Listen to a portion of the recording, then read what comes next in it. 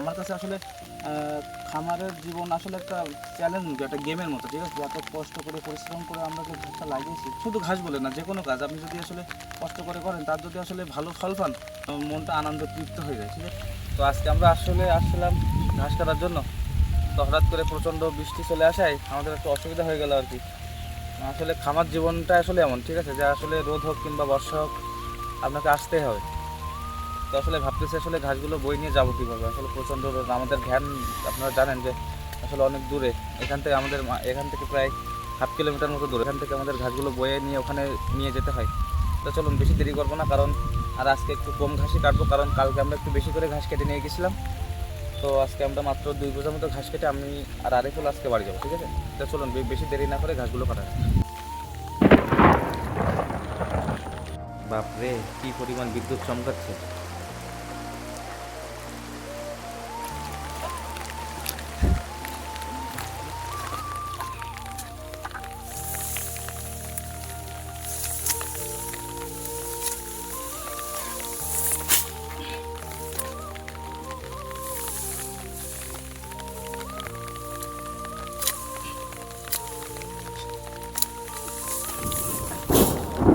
আসলে আমাদের এই ঘরগুলো আসলে দেখলেই ভালো লাগে, আসলে মনটা আসলে ভালো হয়ে যায়, ঠিক আছে? যে আমার কাছে আসলে খামারের জীবন আসলে একটা চ্যালেঞ্জ মতো, একটা গেমের মতো, ঠিক আছে? যে আসলে প্রতি পদে পদে আপনাকে চ্যালেঞ্জ গ্রহণ করতে হয়, এবং সেই চ্যালেঞ্জের মোকাবেলা করে আপনি যদি জয়ী হন, তো আপনার তখন ভীষণ একটা আনন্দ অনুভূত হয়, ঠিক আছে? ঠিক আমাদেরও ঠিক এমন, যে এত কষ্ট করে পরিশ্রম করে আমরা যে ঘাসটা লাগিয়েছি, শুধু ঘাস বলে না, যে কোনো কাজ আপনি যদি আসলে কষ্ট করে করেন, তার যদি আসলে ভালো ফল পান, মনটা আনন্দ তৃপ্ত হয়ে যায়, ঠিক আছে? তো আমাদেরও তাই। এই যে আসলে রোদ বর্ষা অপেক্ষা করে যাই হোক না কেন, যতই কষ্ট হোক না কেন, আমরা এই আমাদের ঘাসগুলো আসলে এতটা ফলন পেয়েছি মানে ঘাসের, তা আসলে আমাদের মনটা ভালো হয়ে যায়, দেখতে পাচ্ছেন?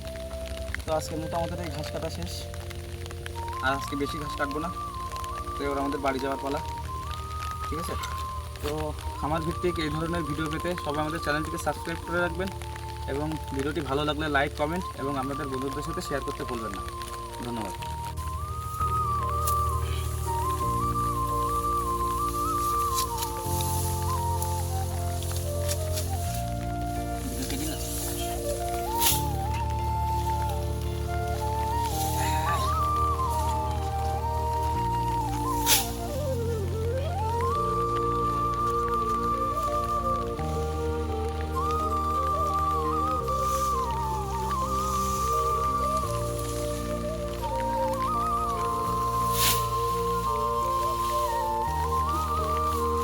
ঘাস বয়ে নিয়ে যেতে গেলে আসলে আজকে বুঝতে পারবে না, কারণ এই